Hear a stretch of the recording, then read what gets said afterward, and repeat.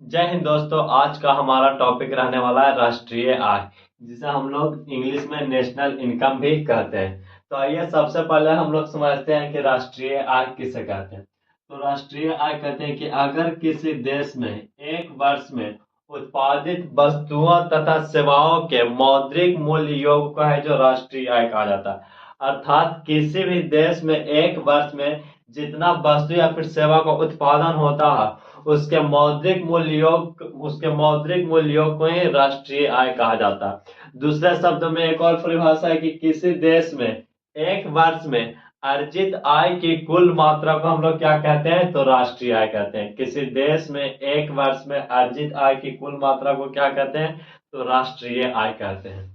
राष्ट्रीय आय की परिभाषा विभिन्न प्रकार के अर्थशास्त्रियों ने अपने अपने ढंग से दिया, जिसमें कुछ कुछ प्रमुख है। Professor Marshall, professor Pigou, professor Keynes, अनेक प्रकार के अर्थशास्त्री ने है जो इसका परिभाषा दिया। इसमें से एक का बहुत ज्यादा प्रचलित है, जिनका नाम है professor Keynes. Professor Keynes, professor Keynes इन्होंने कुछ अलग तरीके से परिभाषा दिया है। इन्होंने बताया कि राष्ट्रीय आय है जो राष्ट्रीय आय वह उपभोक्ता व्यय और विनियोग का योगफल है। यह किनका कथन है, तो यह कथन था प्रोफेसर केन्स का। प्रोफेसर केन्स का कहना था कि राष्ट्रीय आय है जो व्यक्तियों के उपभोक्ता व्यय और विनियोग का योगफल है। अर्थात इन्होंने एक फॉर्मूला भी दिया था जिसे कहते हैं राष्ट्रीय आय बराबर क्या बोल सकते हैं, तो उपभोक्ता व्यय, उपभोक्ता व्यय प्लस में विनियोग, विनियोग। यह परिभाषा कौन दिए थे, तो ये दिए थे प्रोफेसर केन्स। प्रोफेसर केन्स इन्होंने क्या बताया कि राष्ट्रीय आय उपभोक्ता व्यय और विनियोग का योगफल है। यहाँ पर इन्होंने राष्ट्रीय आय को y से y is equal to c plus i के रूप में जो व्यक्त किया है। जहां पर y का अर्थ हो गया राष्ट्रीय आय, c का अर्थ हो गया उपभोक्ता व्यय और i का अर्थ हो गया विनियोग। y का अर्थ क्या हो गया, तो राष्ट्रीय आय जिसे इंग्लिश में नेशनल इनकम भी कहते हैं। सी का अर्थ क्या हो गया, तो उपभोक्ता व्यय जिसे कंजप्शन एक्सपेंडिचर कहते हैं इंग्लिश में। और आई का अर्थ हो गया विनियोग जिसे इंग्लिश में है जो इन्वेस्टमेंट कहते हैं। इस प्रकार विभिन्न प्रकार के वैज्ञानिकों विभिन्न प्रकार के अर्थशास्त्रियों ने अपना अपना परिभाषा दिया। तो हम लोग जानते हैं कि भारत में सबसे पहले राष्ट्रीय आय की गणना कब हुआ था। तो भारत में सबसे पहले जो राष्ट्रीय आय का गणना हुआ था वह हुआ था 1867-68 ईस्वी में दादा भाई नौरोजी के द्वारा। किनके द्वारा, तो दादा भाई नौरोजी के द्वारा किया गया था। किनके द्वारा किया गया था, तो दादा भाई नौरोजी के द्वारा। और यह कब किया गया था, तो यह आजादी के पूर्वी 1867-68 ईस्वी में है जो किया गया था। उन्होंने अपनी एक पुस्तक जिसका नाम था poverty and British rule in India, उन्होंने अपनी पुस्तक poverty and British rules in India में भारत का प्रत्येक अर्थात प्रति व्यक्ति आय 20 रुपया बताया था। कितने रुपए, तो 20 रुपया। और यह जो प्रति व्यक्ति आय था जिसे हम लोग इंग्लिश में पर कैपिटा इनकम अर्थात प्रति व्यक्ति आय, प्रति व्यक्ति आय, यह आय वार्षिक आय थी। कौन आए थे, तो वार्षिक आय। अर्थात उन्होंने बताया कि जिस समय उन्होंने राष्ट्रीय आय का गणना किया था 1867-68 इसमें, उस समय एक व्यक्ति का वार्षिक आय कितना था, तो 20 रुपया था, जिसे इंग्लिश में हम लोग कहते हैं पर कैपिटा इनकम। हिंदी में इसे कहते हैं प्रति व्यक्ति आय। और यह प्रति व्यक्ति आय वार्षिक आय थी। अर्थात उसमें एक व्यक्ति की वार्षिक आय कितनी थी, तो 20 रुपया। तो भारत में सबसे पहले राष्ट्रीय आय की गणना कब हुआ था, तो यह हुआ था कब, 1867-68 ईस्वी में दादा भाई नौरोजी के द्वारा। इन्होंने अपनी पुस्तक poverty and British rules in India में बताया था कि उस समय प्रति व्यक्ति आय जो वार्षिक था वह महज सिर्फ और सिर्फ 20 रुपया था। इसके बाद बात की जाए तो 1868 67 68 की बात की जाए तो 1825 और 29, 1825 से लेकर 1925 से लेकर 1929 तक, 1925 से लेकर 1929 तक।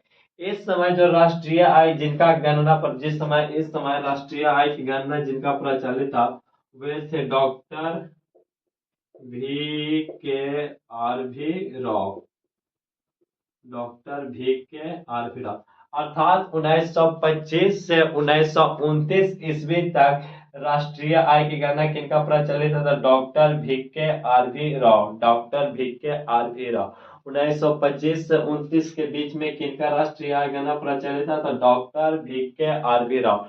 और वही बात की जाए तो सबसे पहले राष्ट्रीय आय की गणना की वे कौन किए थे? दादा भाई नौरोजी, और उन्होंने 20 रुपया प्रति व्यक्ति आय बताया।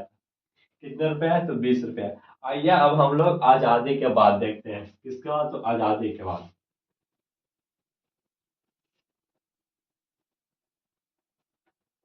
तो वहीं आजादी के बाद बात की जाए तो 1949 ईस्वी में, कितने ईस्वी में? 1949 ईस्वी में एक राष्ट्रीय आय समिति का गठन हुआ, राष्ट्रीय आय समिति। राष्ट्रीय आय समिति का गठन किया गया। और यह गठन किनके अध्यक्षता में हुआ था? तो यह हुआ था पीसी महालनोबिस की अध्यक्षता में।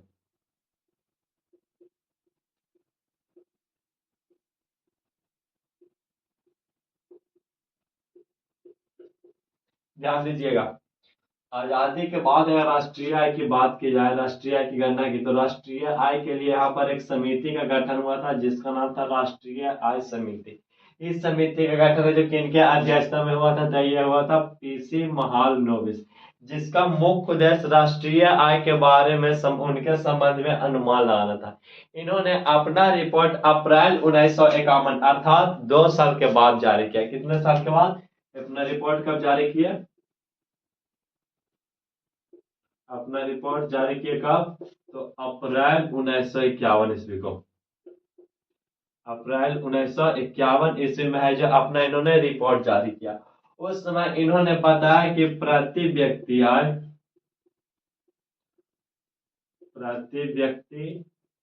उन्होंने बताया 246 रुपया 90 पैसा, 246 रुपया 90 पैसा। और वहीं अगर बात की जाए राष्ट्रीय आय की, राष्ट्रीय आय, तो उन्होंने राष्ट्रीय आय बताया था 8,650 करोड़। राष्ट्रीय आय की चर्चा कितने किए थे? तो 8,650 करोड़। वहीं प्रति व्यक्ति आय कितने बताए थे? तो 246 रुपया 90 पैसा। तो आजादी के बाद सबसे पहले 1949 ईस्वी में एक राष्ट्रीय आय समिति का गठन हुआ।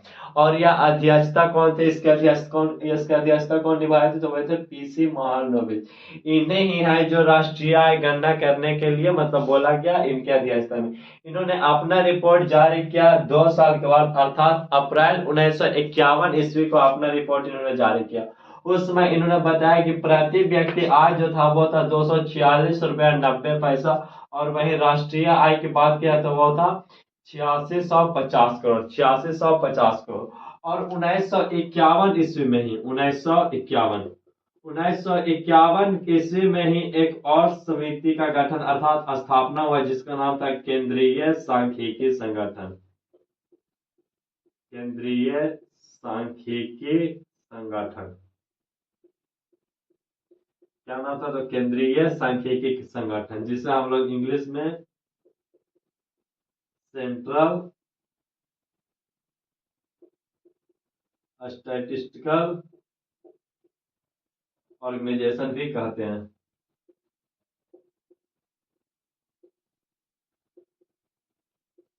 उन्नीस सौ इक्यावन ईस्वी में है जो केंद्रीय सांख्यिकी संगठन का जो स्थापना हुआ था। केंद्रीय सांख्यिकी संगठन का स्थापना कब हुआ था? तो 1951 ईस्वी में, जिसे हम लोग सेंट्रल स्टैटिस्टिकल ऑर्गेनाइजेशन अर्थात शॉर्टकट में CSO क्या कहते हैं? तो CSO भी कहते हैं।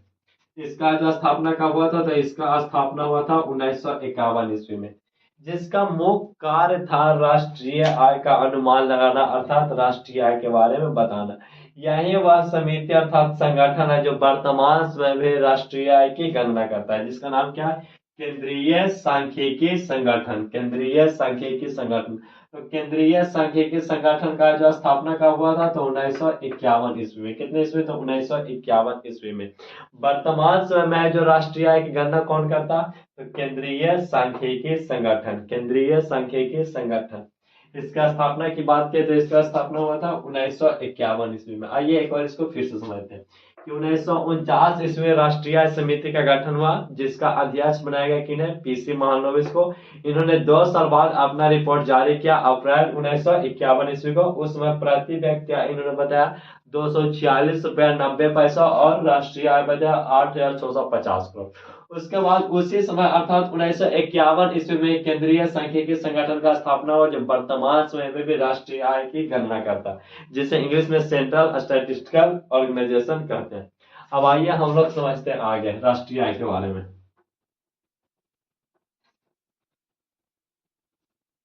अब हम लोग समझते हैं राष्ट्रीय आय की गणना विधि। राष्ट्रीय आय की कौन विधि? तो गणना विधि। राष्ट्रीय आय की गणना विधि।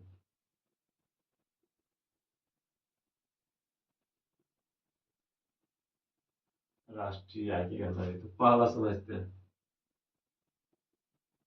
पहला को कहते हैं उत्पादन गणना विधि। उत्पादन गणना विधि। पहला कौन सा हो गया? उत्पादन गणना विधि। राष्ट्रीय आय की गणना की पहला विधि कौन सा? उत्पादन गणना विधि। इसका अर्थ होता है कि जब राष्ट्रीय आय की गणना अर्थात जब राष्ट्रीय आय की गणना किसी देश में हो रहे वस्तुओं के उत्पादित तथा उसके मौद्रिक मूल्य की दोनों को जोड़ने पर जो निकाला तो उसे क्या कहते हैं? उत्पादन गणना विधि। अर्थात जब राष्ट्रीय आय की गणना उत्पादित वस्तुओं तथा उसके मौद्रिक मूल्य योगफल को दोनों को जोड़ने पर जो गणना निकाला तो उसे क्या कहते हैं? उत्पादन गणना विधि। हम लोग समझ सकते हैं, जैसे मान लेते हैं कि कोई कुरकुरे का पैकेट बना, 50 पैकेट बना। कितने पैकेट? तो 50 पैकेट। 50 पैकेट। एक पैकेट बनाने में 5 रुपए खर्च हुआ तो 50 पैकेट में कितना हो गया? 250। इसी प्रकार से निकाला जाता है कि उत्पादन गणना विधि, अर्थात उस वस्तु का कितना उत्पादन हुआ और उस उत्पादन में कितना लागत हुआ, इन दोनों को मतलब जोड़ने पर जितना भी आएगा वही क्या कहलाता था? उत्पादन गणना विधि। उत्पादन गणना विधि। उत्पादन गणना विधि अर्थात यह उत्पादन गणना विधि है जो वस्तुओं के उत्पादन तथा उसके लागत के अनुसार निकाला जाता था। दूसरा होता है, दूसरा समझिएगा, दूसरा को कहते हैं आय गणना विधि। आय गणना विधि। आय गणना विधि। आय गणना विधि। इसमें क्या होता है कि इसमें किसी देश में मतलब मान लीजिए कि यार भारत में राष्ट्रीय आय की गणना करना, तो भारत में प्रत्येक व्यक्ति के आय के आधार पर जब गणना किया जाता है तो इसे कहते हैं आय गणना विधि। आय गणना विधि अर्थात जब राष्ट्रीय आय की गणना व्यक्तियों के आय के आधार पर किया जाता है। किसके आधार पर किया जाता है? आय के आधार पर। इसमें किसके आधार पर? तब आय के आधार पर। किस पर किया जाता है? व्यक्तियों के आय के आधार पर। व्यक्तियों के आय के आधार पर अर्थात जब राष्ट्रीय आय की गणना व्यक्तियों के आय के आधार पर किया जाता है तो उसे क्या कहते हैं? आय गणना विधि। आय गणना विधि। आय गणना विधि। तीसरा विधि हम लोग समझते हैं। तीसरा विधि होता है मूल योग विधि। मूल योग विधि। तीसरा होता है मूल योग विधि। अब मूल योग विधि हम लोग समझते हैं। कभी कभी क्या होता है कि जब किसी वस्तु का उत्पादन कम होता है तो उसका रेट अर्थात उसका है जो बिक्री में उत्पादन जब मतलब उत्पादन कम होने पर उसका रेट बढ़ जाता है। उस स्थिति में जब राष्ट्रीय आय की गणना किया जाता है तब उसे कहते हैं मूल योग गणना विधि। मूल योग गणना विधि अर्थात विभिन्न परिस्थितियों में विभिन्न वस्तुओं का मूल्य विभिन्न होता है, अलग अलग होता है। जैसे में अगर बात किया जाए कि अगर किसी साल फसल में चावल के फसल में उत्पादन बहुत कम हो तो उसमें चावल के रेट क्या है? जो बढ़ जाएगा। उस समय अगर राष्ट्रीय आय की गणना किया जाएगा तो उसे क्या कहते हैं? मूल योग गणना विधि अर्थात विभिन्न परिस्थितियों में विभिन्न वस्तुओं का मूल्य अलग अलग होता है, और उस समय जो गणना किया जाता है उसे क्या कहते हैं, मूल योग गणना विधि। मूल योग गणना विधि, मूल योग गणना विधि। तो तीन हो गया, उत्पादन गणना विधि, आय गणना विधि, मूल योग गणना विधि। आइए अब हम लोग चौथा देखते हैं। तो चौथा विधि होता है, चौथा विधि की बात करें तो चौथा विधि क्या होता है, एक होता है व्यय गणना विधि। व्यय गणना विधि कौन सी विधि, तो व्यय गणना विधि। कौन विधि, तो व्यय गणना विधि। अर्थात इसमें उपभोक्ता के, अर्थात जैसे हम लोग क्या है, तो उपभोक्ता है जो वस्तु तथा सेवाओं का उपयोग करता है, क्या कहलाता है, तो उपभोक्ता कहलाता है। अर्थात हम लोग क्या हो गए, उपभोक्ता। तो जब उपभोक्ता, अर्थात उपभोक्ता अपने ऊपर खर्च करता है और उस खर्च के आधार पर राष्ट्रीय आय की गणना की जाती है, तो उसे क्या कहते हैं, व्यय गणना विधि। अर्थात इसमें क्या निकाला देखा जाता है, तो उपभोक्ताओं द्वारा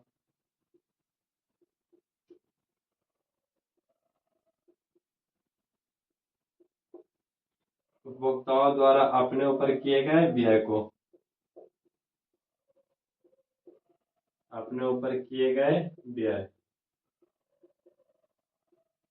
अर्थात जब राष्ट्रीय आय की गणना उपभोक्ताओं द्वारा अपने ऊपर किए गए व्यय के आधार पर किया जाता है, तब उसे क्या कहते हैं, व्यय गणना विधि। व्यय गणना विधि, व्यय गणना विधि। अर्थात जब कोई व्यक्ति अपने ऊपर साल भर में जितना रुपए खर्च करता है, उसके आधार पर राष्ट्रीय आय की गणना की जाती है, तब उसे क्या कहते हैं, उपभोक्ता व्यय गणना विधि। एक होता है लास्ट, पांचवा विधि, जिसे हम लोग कहते हैं व्यवसायिक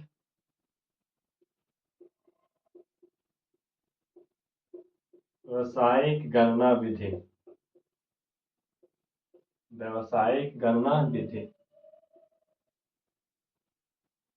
अर्थात जब राष्ट्रीय आय की गणना व्यवसायिक संरचनाओं के आधार पर किया जाता है, व्यवसायिक संरचनाओं के आधार पर किया जाता है, तो उसे क्या कहते हैं, व्यवसायिक गणना विधि। तो इसमें कितने विधि हो गए, पांच विधि। पहला कौन सा, उत्पादन गणना विधि। अर्थात जब राष्ट्रीय आय की गणना वस्तुओं तथा उसके लागत, अर्थात उसमें जितना पूंजी लगा उसके दोनों के जोड़ने पर जो पैसा है उसके आधार पर किया जाए, तो उसे क्या कहते हैं, उत्पादन गणना विधि। अर्थात जब राष्ट्रीय आय की गणना उत्पादित वस्तुओं तथा उसके मौद्रिक मूल्य योग के आधार पर किया जाता है, तो उसे क्या कहते हैं, उत्पादन गणना विधि। एक होता है आय गणना विधि। जब राष्ट्रीय आय की गणना व्यक्तियों के आय के आधार पर किया जाता है, तो उसे आय गणना विधि कहा जाता है। आय गणना विधि।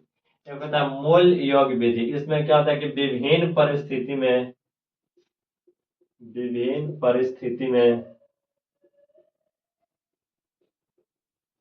वस्तु का मूल्य बदल जाता है। वस्तु का मूल्य क्या होता है, बदल जाता है। उस समय अगर राष्ट्रीय आय की गणना किया जाता है इसके आधार पर, तो वही क्या कहा जाता है, मूल योग गणना विधि। अर्थात जब राष्ट्रीय आय की गणना विभिन्न परिस्थितियों में विभिन्न वस्तुओं के मूल्य के बदलने के आधार पर किया जाता है, उसे क्या कहते हैं, मूल योग गणना विधि। मूल योग गणना विधि। एक होता है व्यय गणना विधि। अर्थात इसमें क्या होता है कि उपभोक्ता के खर्च को दिखाता है। अर्थात जब राष्ट्रीय आय की गणना उपभोक्ताओं द्वारा अपने ऊपर किए गए व्यय के आधार पर किया जाता है, तब उसे क्या कहते हैं, व्यय गणना विधि। एक लास्ट होता है व्यवसायिक गणना विधि। अर्थात जब राष्ट्रीय आय की गणना व्यवसायिक संरचनाओं के आधार पर किया जाता है, तो उसे क्या कहते हैं, व्यवसायिक गणना विधि। पांच विधियां। पहला उत्पादन गणना विधि, दूसरा आय गणना विधि, तीसरा मूल योग गणना विधि, चौथा व्यय गणना विधि, और पांचवा व्यवसायिक गणना विधि। लेकिन अगर इसके लिए मतलब बताया जाए कि किन किन विधियों से अच्छी तरह से मापनीय है, अर्थात या किस कौन कौन है जो इसमें से कौन कौन विधियां हैं जो मापनीय है, तो आय गणना विधि और उत्पादन गणना विधि। राष्ट्रीय आय निकालने के लिए दो विधियां जो इसमें मापनीय है, और कौन कौन है, तो उत्पादन गणना विधि, उत्पादन गणना विधि, तथा दूसरा कौन सा हो गया, तो आय गणना विधि। आय गणना विधि राष्ट्रीय आय के मापन के लिए मुख्य रूप से है जो यही दो है, उत्पादन गणना विधि और आय गणना विधि। राष्ट्रीय आय की गणना गणना के लिए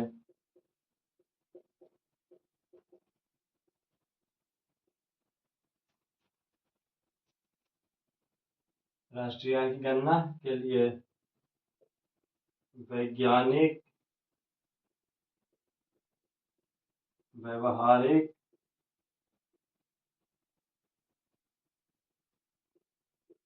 विश्वसनीय तथा मापनीय है।